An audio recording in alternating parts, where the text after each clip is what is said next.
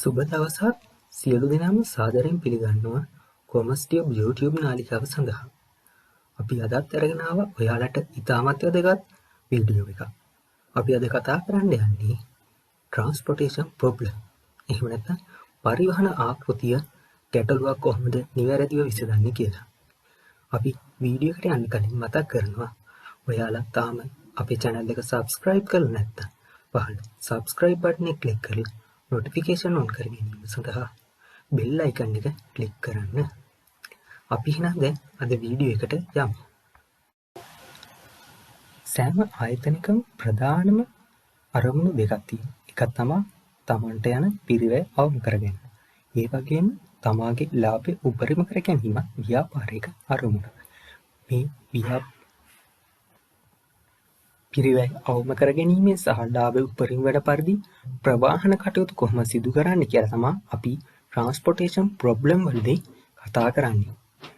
ට්‍රාන්ස්පෝර්ටේෂන් problem කියලා කියන්නේ දැන් මෙතන තියෙනවා නිෂ්පාදන මධ්‍යස්ථාන තුනක් XY Z කියලා. මේ නිෂ්පාදන මධ්‍යස්ථාන තුන පිරිවැය අවම වන පරිදි සහ ලාභය උපරිම වන පරිදි තමන්ගේ ප්‍රවාහන සේවා කුමන ආයතන වලටද ලබා දෙන්නේ කියලා තීරණය කිරීම තමයි මෙහිදී අපි තීරණය කරන්නේ.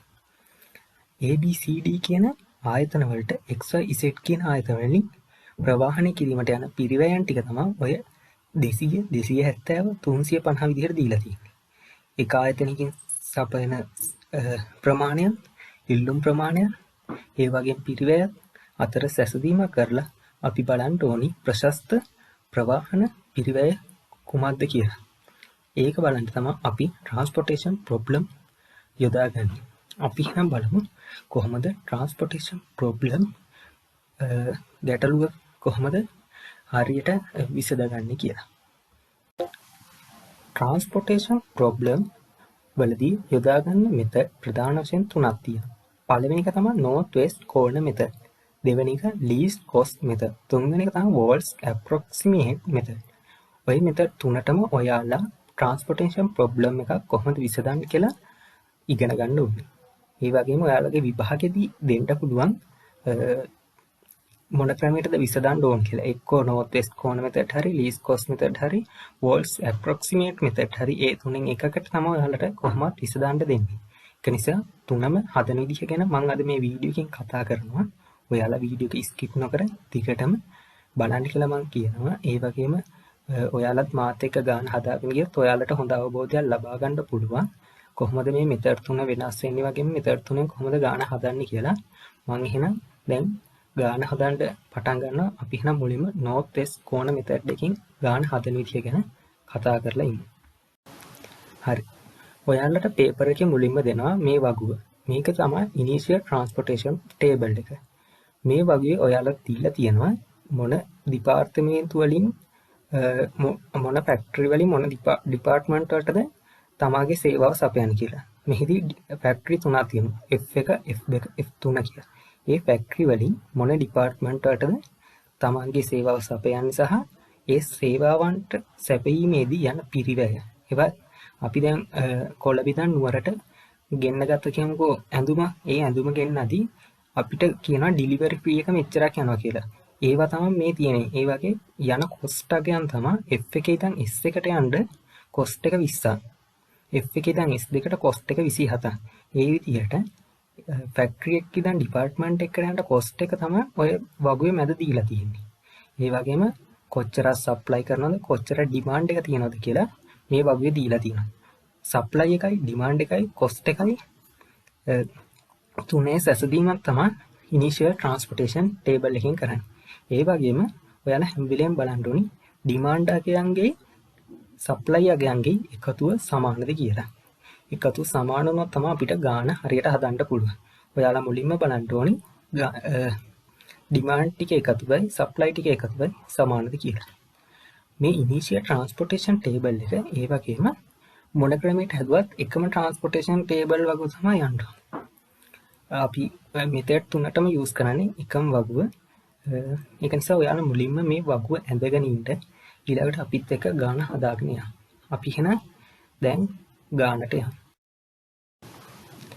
මුලින්ම ඔයාලට තියෙන්නේ north west corner method එකට කොහොමද අපි transportation problem එකක් විසඳන්නේ කියලා තමයි මම කතා කරන්න යන්නේ.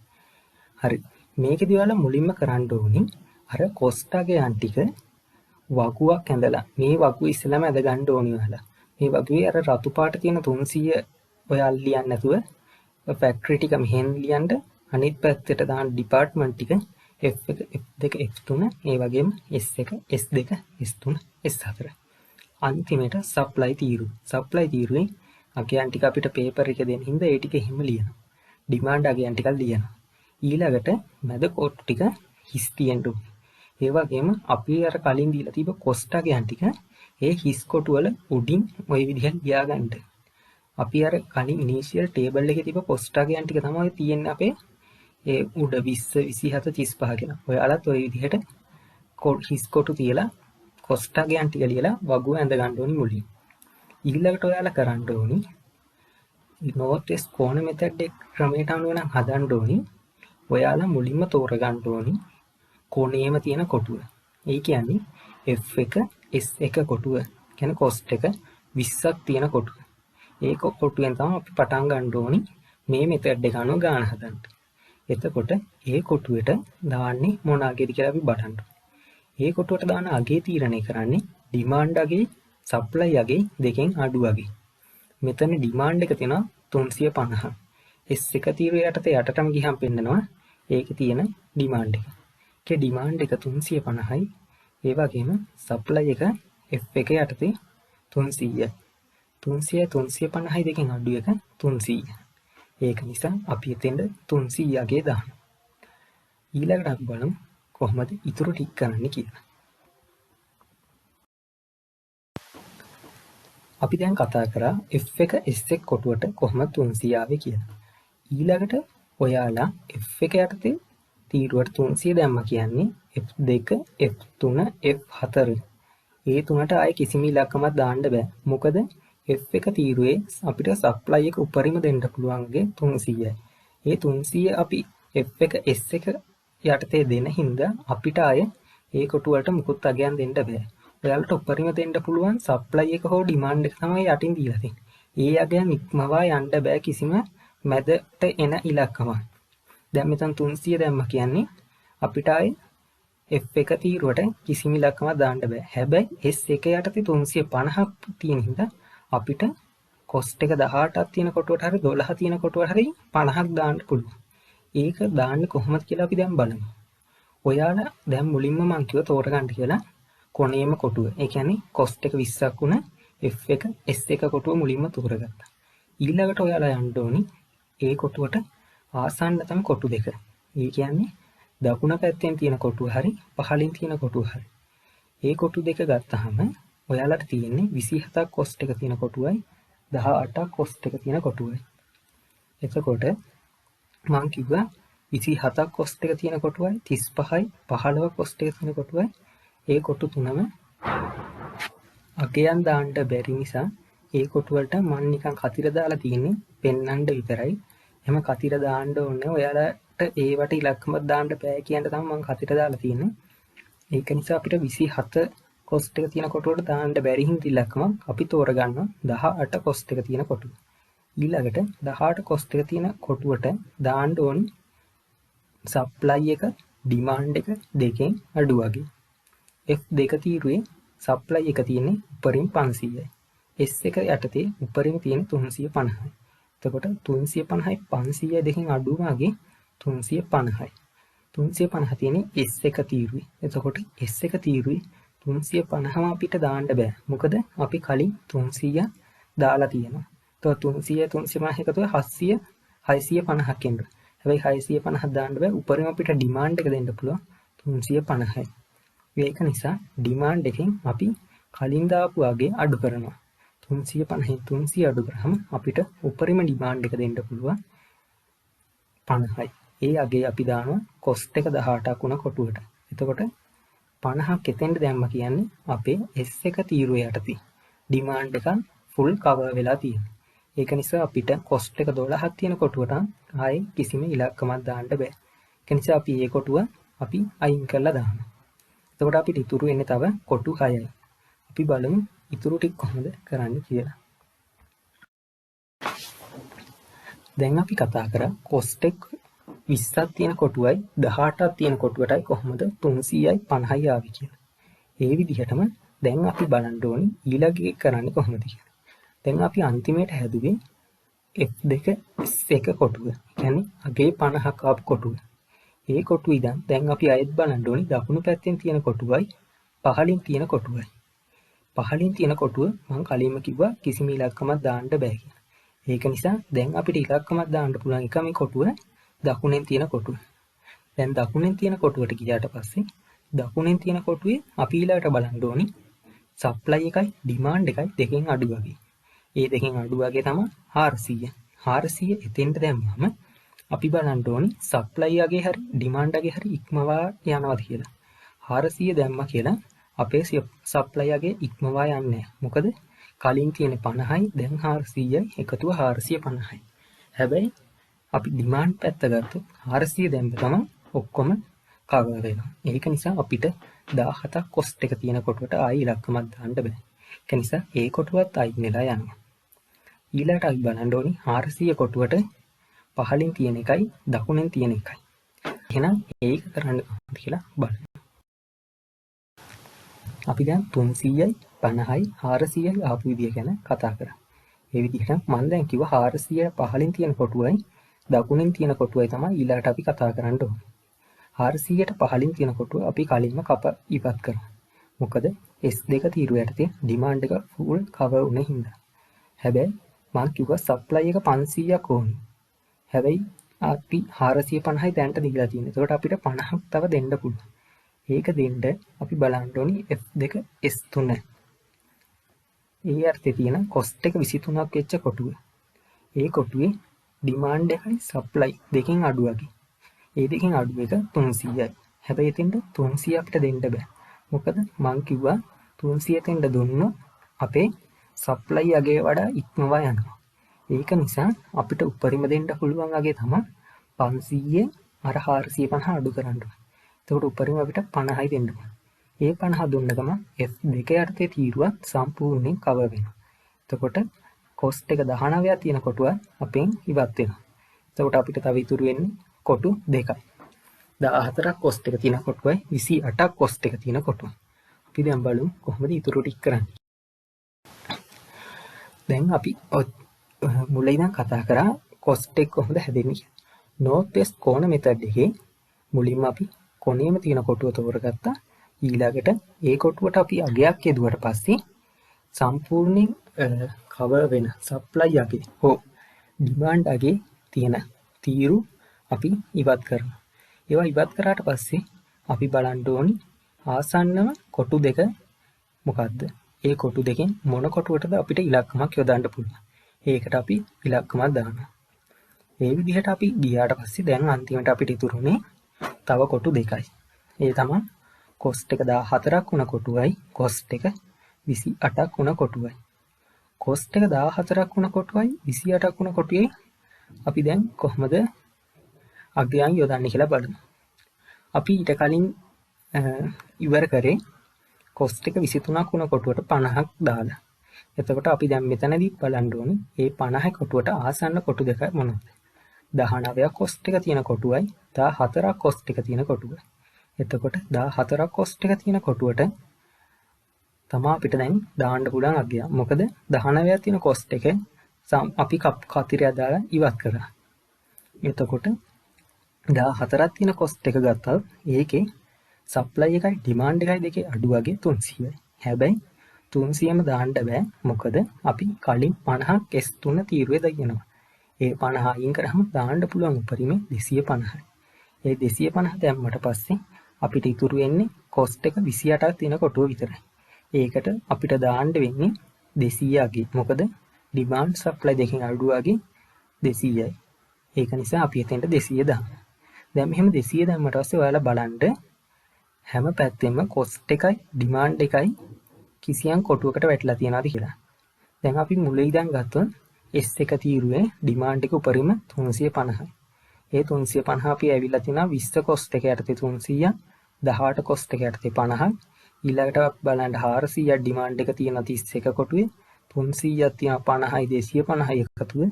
ඒ වගේම S7 යටතේ 200 හරි. ඊළඟ අනිත් පැත්තෙන් ගත්තොත් සප්ලයි එක 300යි. F එක S එක යටතේ 300 තියෙනවා. ඒ විදිහම 50යි 400යි 50යි එකතුව 500යි. 250යි 200යි 450යි. ඔය විදිහට ගාන ඉවර වුණාම සප්ලයි එකයි ඩිමාන්ඩ් එකයි එකතුව හරියට එන්න ඕන. දැන් ඔයාලා ගාන හදලා ඉවරයි. ඔයාලට තව තියෙන පොඩි කොටසක් කරන්න. අපි බලමු ඒක කොහොමද කරන්නේ කියලා. හරි. ඔයාලා දැන් වගුව සම්පූර්ණයෙන් පුරවලා ඉවරයි.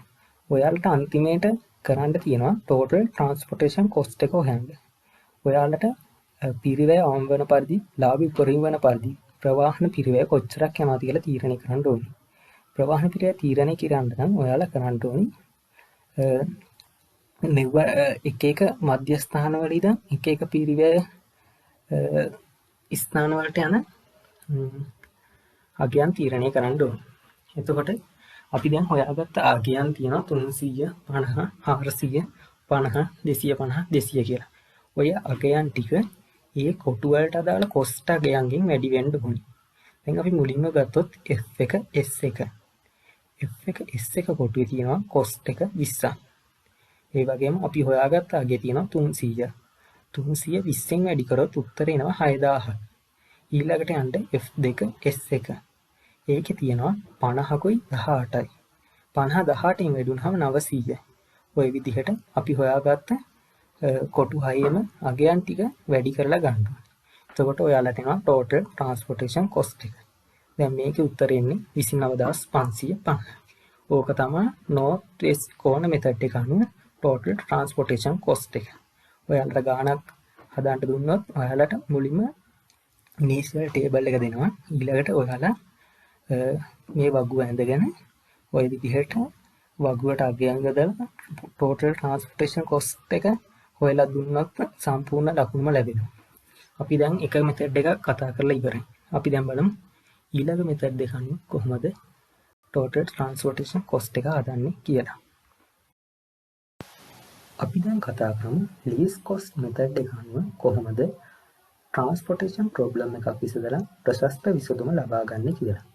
ඉස්සෙල්ලා එකේ විදිහට මේක පොඩ්ඩක් වෙනස් වෙනවා. හරි.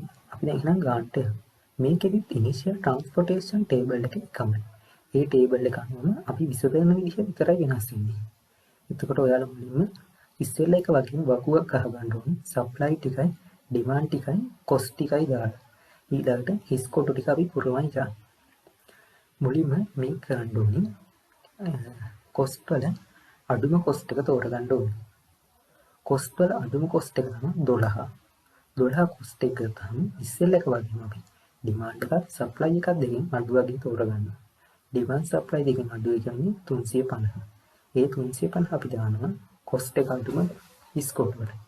එතන 350 දැම්මහම ඊට උඩින් තියෙන F2 S එක අපිට ආයෙ මොකොත් ඉලක්කම් දාන්න බෑ. මොකද demand එක full cover වෙලා තියෙනවා. ඒක නිසා අපි යනවා ඒ දෙකට කතිර දාන ඊළඟට අගේ හොයන්න.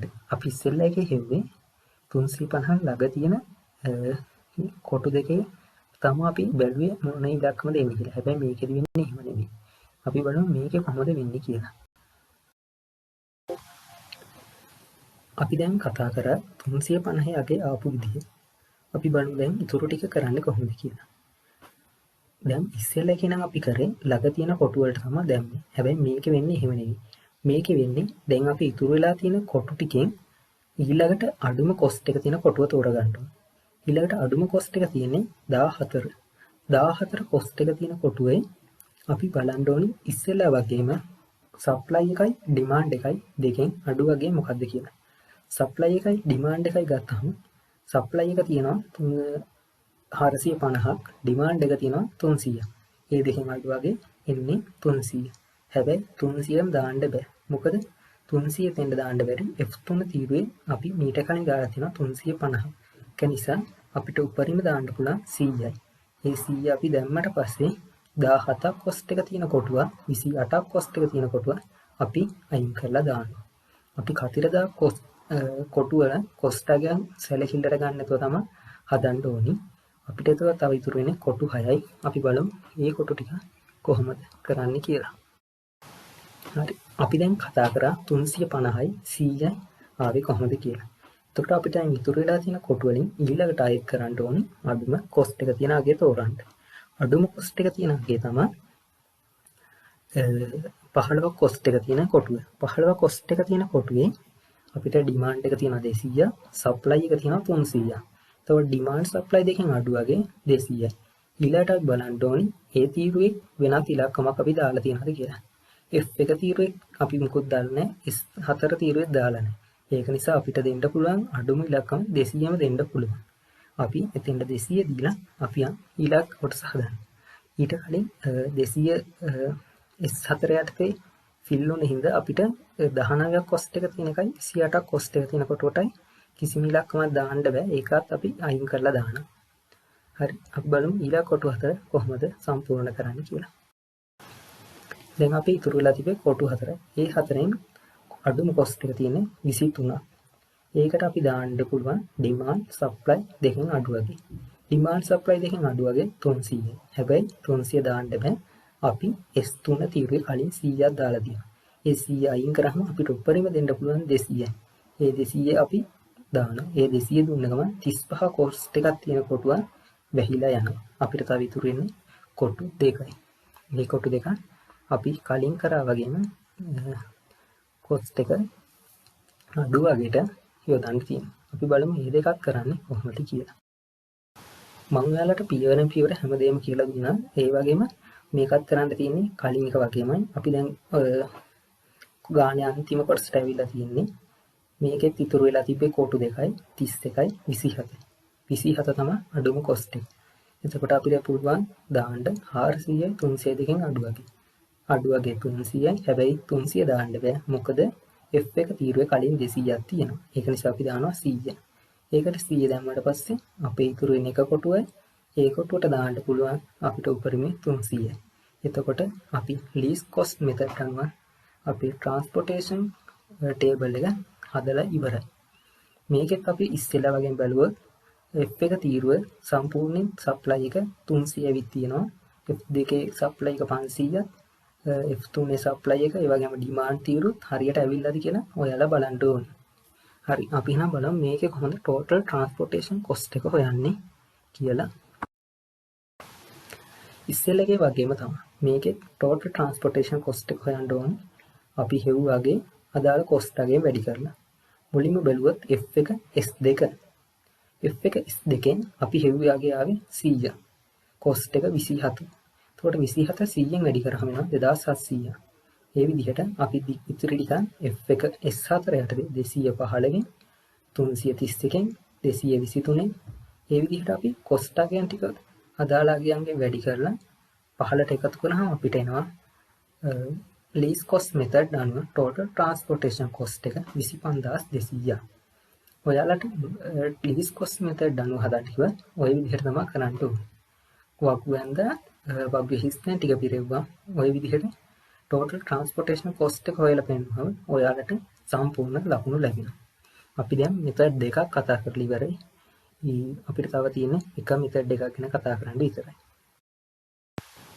ඊළඟ method එකට යන්න කලින් මම පොඩි මතක් කිරීමක් කරනවා. ආයෙත් ඔයාලා තාමත් මගේ Commerce Tube YouTube channel එක subscribe කරලා නැත්නම් පහළ subscribe button එක click කරන්න. ඒ වගේම මේ වගේ තවත් වැදගත් වීඩියෝ මම ඉදිරියට අරන් යනවා ඊළඟ පාඩම් වල. ඒවා ඔයාලට ආපු ගමන් නරඹන්න පුළුවන්. ඒ සඳහා ඔයාලා bell icon එක click කරලා notification on කරගන්න. ඔයාලගේ මේ විෂයට අදාළ තවත් වැදගත් වීඩියෝ සිංහලෙන් තේරෙන විදිහට මම අරන් එන්න ඉදිරියට කටයුතු කරනවා. ඒ වගේම ඔයාලගේ යාළුවන්ටත් කියන්න මේ channel එක ගැන අපි එහෙනම් දැන් ඊළඟ method එක ගැන කතා කරමු. හරි.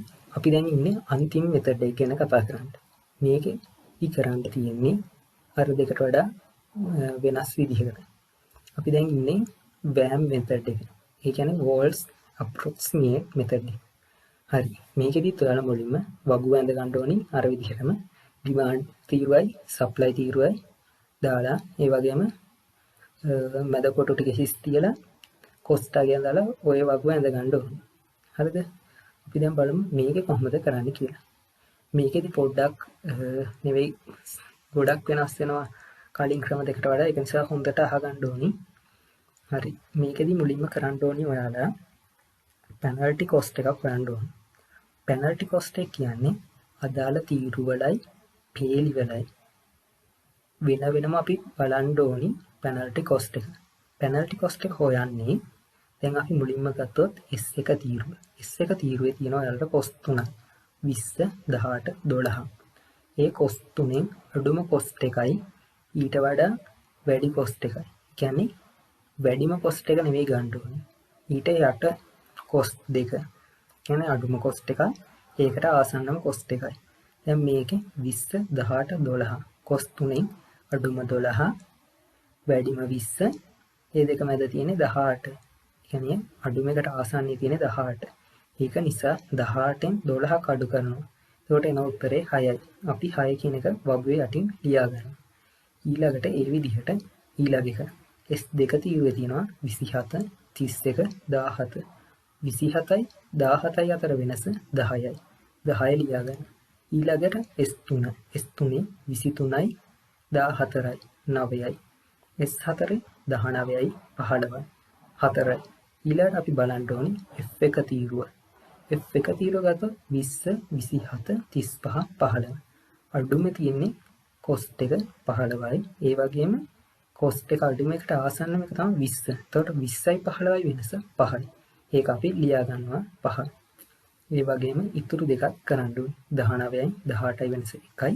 14යි 12යි යගේ 2යි. ඔයාලා මුලින්ම කරන්න ඕනේ ওই විදිහට penalty cost ටික හොයාගන්න ඕනේ. ඊළඟට penalty cost හොයාගෙන ඒ වගේ වැඩිම අගේ තියෙන තීරුව හෝ පේලි අපි තීරණය කරන්න ඕනේ.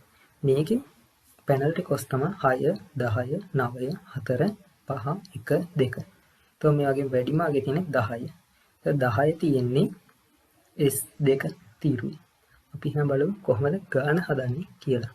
ඔයාලා මාත් එක්කම ගාන හදයි යන්න. එතකොට ඔයාලට ලේසි වෙයි. දැන් මම කිව්වා ඔයාලට penalty cost එක හොයන්න කොහොමද කියලා. ඔයාලා මුලින්ම වගු ඇඳගෙන penalty cost එක හොයාගන්න ඕනේ. ඊළඟට penalty cost වලින් වැඩිම penalty cost අගේ තියෙන තීරුව තෝරගන්න. මේකදී අපිට ආවා 10. 10 තියෙන්නේ S2. ඊළඟට S2 තීරුවේ තියෙන්නේ කොටු තුنين අපි බලන්න ඕනේ cost එක අඩුම මොන කොටුවේද? 27, 31, 17. cost එක අඩුම 17. නිසා 17 කොටුවට අපි මුලින්ම අගේ යොදනවා. 17 කොටුවට යොදන්නේ අර විදිහටම demand supply දෙකෙන් අඩු අගේ. demand supply දෙකෙන් අඩු අගේ මෙතන 400, 452 අඩු 400. එතෙන්ද 400 දැම්මා කියන්නේ මම කලින් වගේම උඩ කොටු දෙක වැහිලා යනවා. මොකද S2 තීරුවට ආයෙ මුකුත් ඉලක්කමක් දාන්න බෑ. අපි demand එක full cover කරලා තියෙන හින්දා. අපි බලමු ඊළඟට කොහොමද අගයන් යොදන්නේ කියලා. හරි. මම දැන් කිව්වා මේක හොඳට අහගන්න 400 ආව විදිහ. එතකොට 400 ආව ගමන් අපිට 31, 27 කොටු දෙක වැහිලා ගියා. ඊළඟට ඔයාලා ආයෙත් penalty cost හොයන්න ඕනේ ඉතුරු වෙලා තියෙන කොටු ටිකේ. එතකොට ඔයාලට දැන් ඉතුරු වෙලා තියෙන කොටු ටිකේ බලද්දී S1 කොටි ගත්තොත් S1 20 18 12 ඉතුරු වෙලා තියෙනවා. එතකොට 18න් 12 ගියහම 6යි. ඒ 6 අපි ලියා ගන්න. ඊළඟ S2 තීරුවට අපිට මුකුත් දාන්න බෑ. මොකද අපි 400 දාපු හින්දා වැහිලා ගියා. එතකොට අපි ඊළඟට S2ට penalty cost එක හොයන්නේ. ඊළඟට අපි හොයන්නේ S3ට. S3 penalty cost එක වෙන්නේ 23න් 14ක් ගියහම 9යි. ඊළඟට S4 ඒ විදිහටම බැලුවම 19න් 15ක් 4යි. ඊළඟට අනිත් පැත්තෙන් ගත්තොත් F1. F1 20න් 15 5යි. 19න් 18ක් F2 යටතේ 1යි. F3 යටතේ 14න් 12 2යි. ඊළඟට ඉස්සෙල්ලා වගේම penalty cost වලින් වැඩිම අගේ තියෙන එක ගන්න. මේකේ වැඩිම අගේ තියෙන්නේ 9. 9 කියන්නේ S3. ඊළඟට S3 තීරුවේ අපි බලන්න ඕනේ අඩුම cost එක තියෙන මොන කොටුවේද? මේ කොටුවට අපි demand supply දෙකෙන් අඩු අගේ දානවා. මේකේ demand supply දෙකෙන් අඩු එක 300. හැබැයි 300 දාන්න බෑ. මොකද අපි කලින් 400ක් දීලා තියෙනවා F3 යටතේ. එතකොට F3 යටතේ 400ක් දීලා තියෙන හින්දා මෙතන 300 දැම්මොත් අපිට 700ක් එනවා. 700ක් කියන්නේ සප්ලයි එක ඉක්මවා යනවා. මම කිව්වා සප්ලයි එක ඉක්මවා යන්න බෑ කියලා. ඒක නිසා 450න් 400 අඩු කරාම අපිට උඩරිම දෙන්න පුළුවන් 50යි. ඒ 50 යෙදුවාම අපේ F3 තීරුව කවර් වෙන හින්දා අපිට 28 කොස්ට් එක තියෙන එකත් 12 කොස්ට් එක තියෙන කොටුවත් දෙකම වැහිලා යනවා. එතකොට අපිට ඉතුරු වෙන්නේ තව කොටු 6යි. බලමු ඒ කොටු 6 කොහොමද විසඳන්නේ කියලා. හරි. දැන් ඔයාලා පෙනල්ටි කොස්ට් දෙපාරක් හෙව්වා. දැන් ඔයාලා අය පෙනල්ටි කොස්ට් හොයන්න ඕනේ ඉතුරු කොටු වල. එතකොට මෙතනත් අපි බැලුවොත් S1 යටතේ 20න් 18 2යි. S3 යටතේ 35න් 23ක් 12යි. S4 යටතේ 19න් 15ක් 4යි. F1 යටතේ 20න් 15ක් 5යි. 19න් 18ක් 1යි. ඉතුරු වෙලා තියෙන කොටු වල වැඩිම පෙනල්ටි කොස්ට් එක තියෙන්නේ 12. ඒක නිසා අපි ගන්නවා S3. S3 ගත්තොත් S3 14 අපි දාපු හින්දා ඉතුරු වෙලා තියෙන්නේ 23යි 35යි. 23යි 35න් දෙකෙන් අඩු 23 නිසා 23ට දානවා ඩිමාන්ඩ් සප්ලයි දෙකෙන් අඩු වගේ වෙන 300. හැබැයි 300 දාන්න බෑ. අපි 50ක් දාලා තියෙන හින්දා. ඒක නිසා අපි දානවා 250ක්. 250 දාපුවම S3 යටතේ තියෙන ඩිමාන්ඩ් එක ෆුල් කවර් වෙන හින්දා අපිට 35ක් තියෙන කොටුවත් වැහිලා යනවා. ඊළඟට අපි බලන්න ඕනේ ඉතුරු කොටු ටික කොහොමද අගයන් යොදන්නේ කියලා. අපි දැන් WAM මෙතඩ් එකකට ගාන හදලා ඉවරයි. ඔයාලා WAM මෙතඩ් එකේදී පෙනල්ටි කොස්ට් හොයලා ඒකෙන් වැඩිම කොස්ට් එක තියෙන අගේ අරන් ඒකෙන් අඩුම කොස්ට් එක තියෙන කොටුවට ඩිමාන්ඩ් සප්ලයි දෙකෙන් අඩු වගේ දාලා ඒ විදිහට විසඳගත්ත අවසාන වග තමයි මේ තියෙන්නේ. එතකොට ඔයාලට ඇවිල්ලා තියෙනවා කොස්ට් එක 20ක් උන එකේ අගේ 100ක් 18 250 ඒ විදිහට ඔයාලට අගයන් ටික ඇවිත් තියෙනවා. ඔයාලට WAM මෙතඩ් එකට හදන්න කිව්වොත් ওই විදිහට තමයි හදන්න ඕනේ. ඔයාලා මේකේ total transportation cost එක හොයන්න ඕනේ කලින් එකේ වගේම. මේකෙත් අපි බලමු F1 S1 යටතේ 100යි යකි. cost එක 20යි. ඒකට 120න් වැඩි වුණා 2000යි. ඊළඟට S1 F2 250 18න් 250 23 ඒ විදිහට කොස්ට් අගයන් අදාළ අගයන්ගෙන් වැඩි කරලා එනවා උත්තරේ 22750. අපි දැන් මෙතඩ් තුනටම ගාන හදලා ඉවරයි. ඔයාලට දැන් පුළුවන් වෙන්න ඕනි මොන මෙතඩ් එකෙන් දුන්නත් ඕනි ගානක් හදන්න. ওই විදිහට තමයි ක්‍රම තුනටම ගාන හදන්නේ. ඔයාලා දැන් බලන්න ක්‍රම තුනටම ගාන ආය පාරක් හදලා ඔච්චර තමයි මේ ගානේ හදන්න තියෙන්නේ. අපි එහෙනම් මේ වීඩියෝ එක මෙතනින් නතර කරමු. මම දැන් ඔයාලට ක්‍රම තුනටම ගාන හදන්නේ කොහොමද කියලා දුන්නා. දැන් අපි බලමු ඔයාලට මේ වීඩියෝ එක හරියට තේරුණාද කියලා. ඒකට මම ඔයාලට දීලා තියෙනවා පොඩි ගාන. මේ ගානේ ඔයාලට වගු දෙකක් දීලා තිනවා. පහළ වගුවේ තියෙන කොස්ට් අගයන් උඩ වගුවේ තියෙනවා සප්ලයි ඩිමාන්ඩ් අගයන් ටික. ඔයාලා මේ ටික දාලා මම කියලා දුන්න විදිහට ගාන ක්‍රම තුනටම හදලා ක්‍රම තුනට total transportation cost එන්නේ කොහොමද කියලා පහලින් කමෙන්ට් එකක් දාලා තියන්න. එතකොට මට පුළුවන් මේ වීඩියෝ එක ඔයාලා හරියට තේරුම් අරන්ද මොනවද ඔයාලට තව තියෙන අඩුපාඩු කියලා දැනගන්න. හරි. එහෙනම් ඔයාලා මතක් කරලා මේ ගාන ඉක්මනට හදලා පහල කමෙන්ට් එකක් දාන්න කොහොමද transportation cost තුන ආවේ කියලා. ඔයාලට තවත් අමාරු පාඩමක් තමයි assignment problem එක කියලා කියන්නේ. assignment problem එකක් කොහොමද විසඳන්නේ කියලා සිංහලෙන් නිවැරදිව මම වීඩියෝ එකක් ගෙනල්ලා තියලා තියෙනවා. ඔයාලා තාමත් ඒක බැලුවේ නැත්නම් මම description එකේ link එක දාලා තියෙනවා. ඔයාලා දැම්ම ගිහින් ඒ වීඩියෝ එකක් නරඹන්න. ඒ වගේම මම ඔයාලගෙන් පොඩි ඉල්ලීමක් කරනවා. ඔයාලගේ WhatsApp group වල ඒ වගේම Facebook වල මේ වීඩියෝ එක ගැන link එක share කරලා ඔයාලගේ යාළුවන්ටත් මේ ගැන කියන්න. තවත් ඔයාලට මේ වගේ අමාරු පාඩම් තියෙනවනම් පහලින් කමෙන්ට් එකක් දාන්න. ඒ වගේම මම ඒවට සිංහලෙන්ම වීඩියෝ ටියුටෝරියල් එකක් ගේන්න බලාපොරොත්තු වුණා. ඊළඟ පාඩම් වලත් මම වීඩියෝ එකක් ගේනවා. ඔයාලා ඒ ගෙනාපු ගමන් නරඹන්න channel එක subscribe කරලා notification on කරන් ඉන්න. හරි. අපි එහෙනම් අද වීඩියෝ එක මෙතනින් ඉවර කරනවා. ඔයාලට මතක් කරනවා කොමර්ස් ටියුබ් YouTube channel එක තාම subscribe කරලා නැත්නම් subscribe කරන්න. ඒ වගේම Facebook page එක like කරන්න. මේ වගේ තවත් වැදගත් වීඩියෝ මම ඉදිරියට අරන් එනවා. එහෙනම් ඔයාලගේ යාළුවෝ හැමෝම දැනුවත් කරන්න. බොහොම ස්තුතියි මගේ වීඩියෝ එක නරඹුවට. thank you.